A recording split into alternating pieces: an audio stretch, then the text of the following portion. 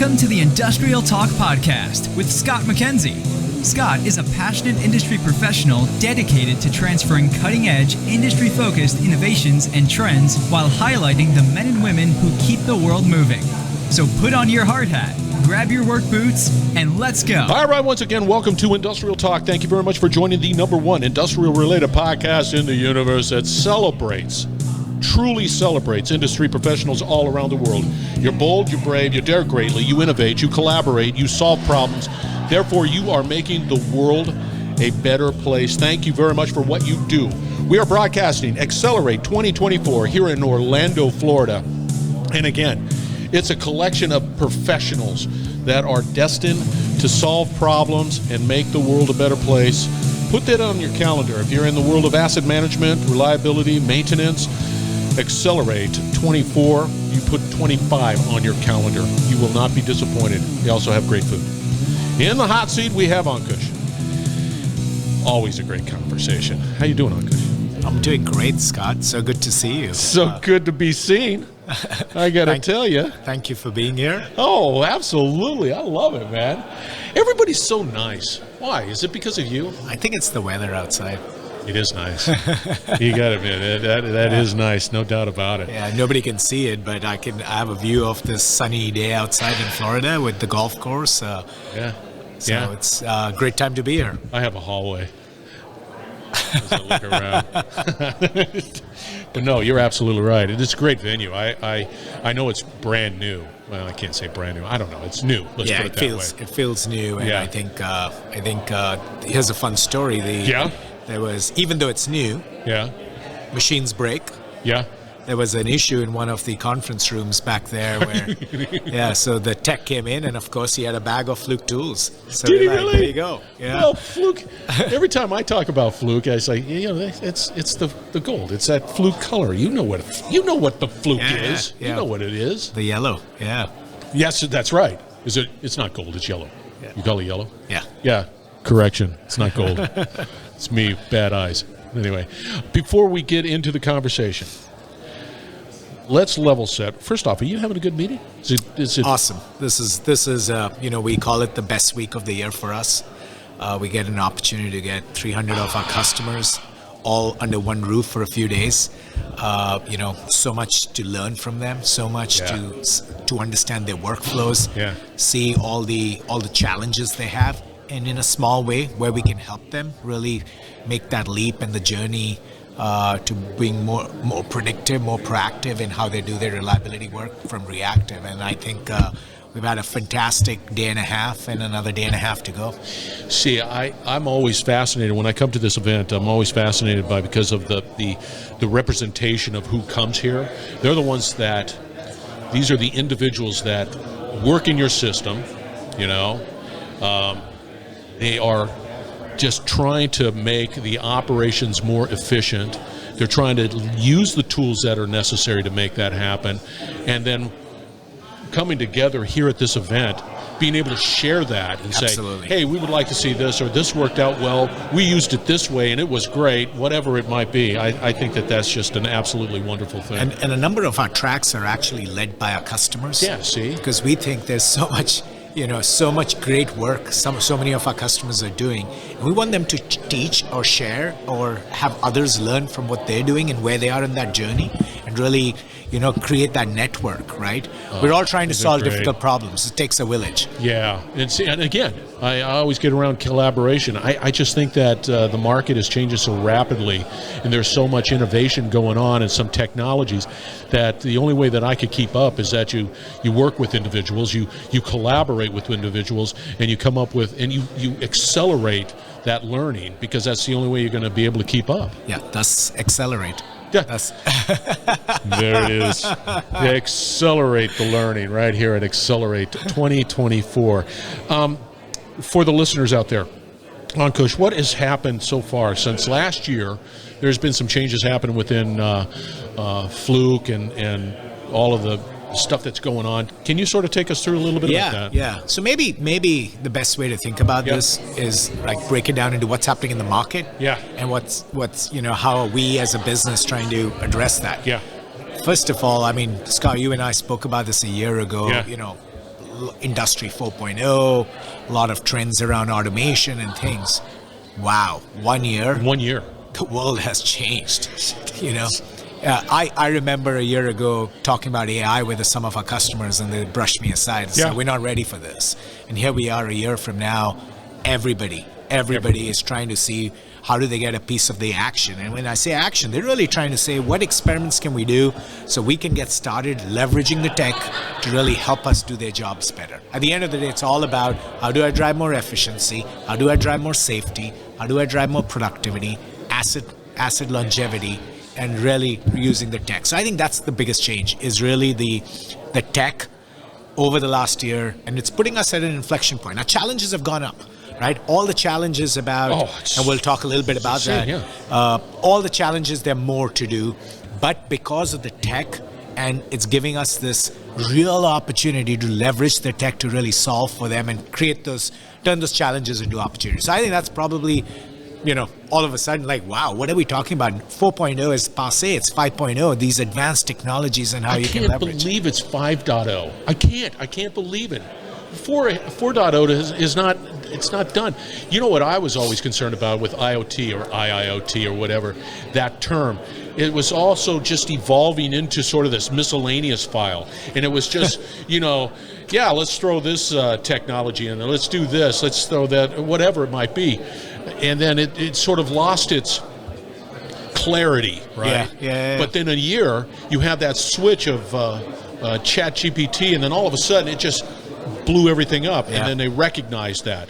So you had a couple of, you've had an acquisition in the world of AI, so talk to us. Yeah, so for us, you know, everything that we do is really trying to understand our customers' workflow, understand their pain points, and seeing how can we help them, right?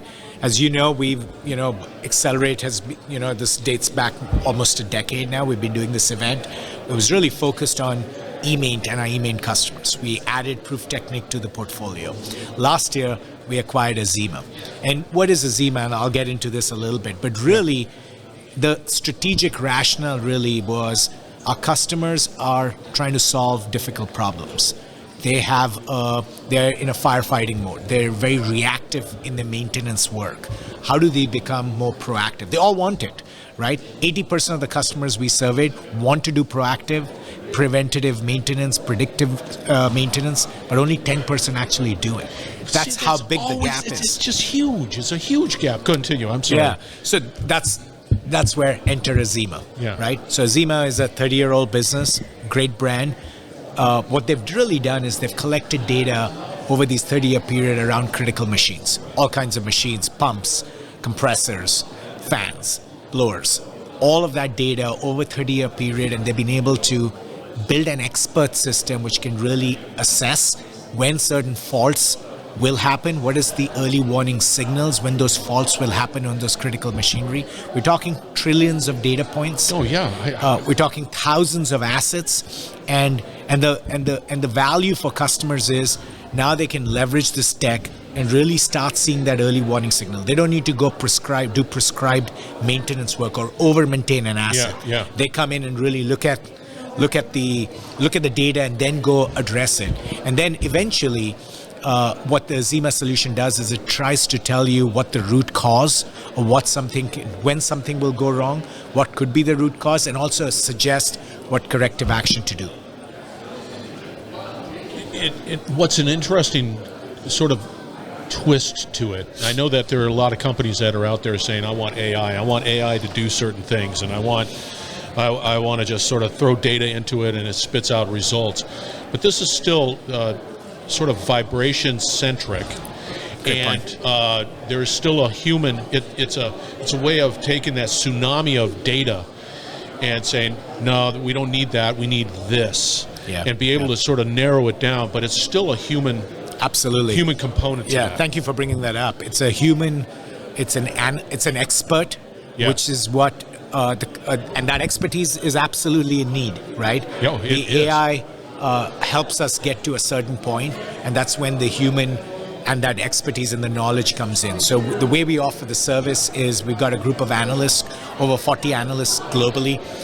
So they're remotely looking at the data, using the AI to do 90% of the work for them, and then using that expertise to kind of do that remaining 10%, and we keep improving the algorithms and everything, and then provide value to our customers. See, that's huge from an efficiency point of view. Absolutely. I think the other thing here is when we think about AI, sometimes it's often looked at like, well, first of all, it's changing everything we do. It is. Right? Our jobs aren't going to be the same no matter what part of my organization. Their jobs wouldn't be the same a year from now. Exactly. Right? I think for us, it's really more of we have big problems. Our customers saying they can't hire. Our customers saying they don't have the expertise. That's where AI can come in and take some of these mundane tasks away and automate that, and really leave our experts to really focus on the things that they're not able to get their time towards. So I think I look at AI as really an amplifier and seeing how do you solve for some of the challenges and work it to try and address some of those. That's an interesting avenue where you can, let's say I'm a vibration tech, whatever category I am. So I'm able to be more efficient in my, because the AI is just sending me information that is specific to that device. Does Azima, the solution, normalize the data? Meaning, it might be different. This asset down here in Texas is different than that same asset in Norway or whatever it is. Yeah. Does it bring about that sort of normalization too? Absolutely, and I think the strength of the solution is the richness of the database. Yes. So this is the algorithms are built over lots and lots of data in different applications. So it's really trying to address that and adjust for that. I think one of the biggest challenges, That's even when customers are using some sort of a predictive maintenance kind of engine and such, there's a lot of false alarms, right? What Azima's strength is, it's reducing some of that, because you don't want to go do that extra work. You don't want to go address an issue when there isn't an issue, and a lot of that leads from bad data.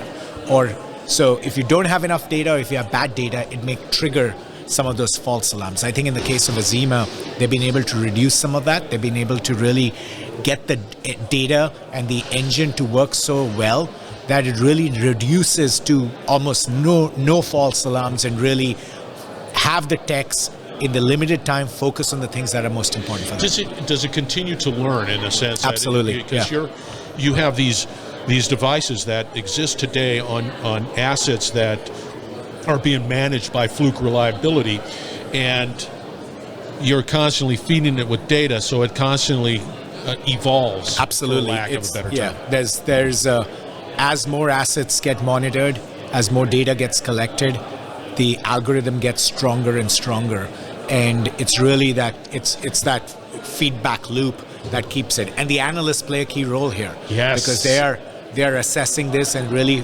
filtering that and adding that back into our expert system. Phenomenal.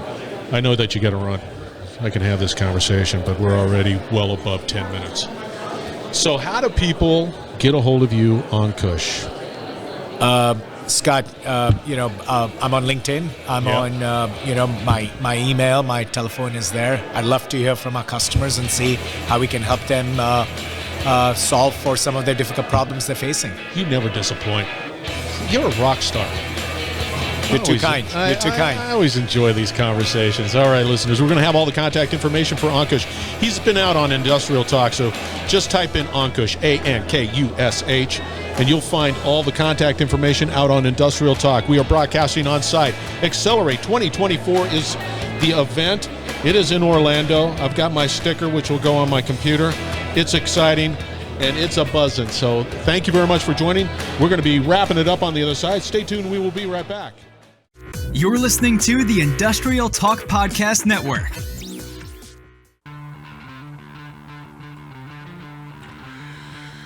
Exceptional conversation with Ankush. You can tell the passion that resides within his heart, man, for this asset management, reliability, maintenance, and all things in between. That is Fluke Reliability. That is what they do. They bring that level of passion, that desire to solve problems. Put Xcelerate 2025 on your calendar. You will not be disappointed. All right. Industrial Talk is a platform that is dedicated to you, industrial professionals. I say it all the time. What does that mean? It means that we want to educate, we want to collaborate, and we want to innovate with you. Go out to Industrial Talk. Find out more. You get to interact with people like Ankush and others because they're a part of the network. They're a part of this ever-expanding ecosystem. Make that a priority. It's easy peasy. Just go out to industrialtalk.com. Find out more. Be bold, be brave. Derek Greatly, hang out with Ankush. Change the world. We're going to have another great conversation shortly.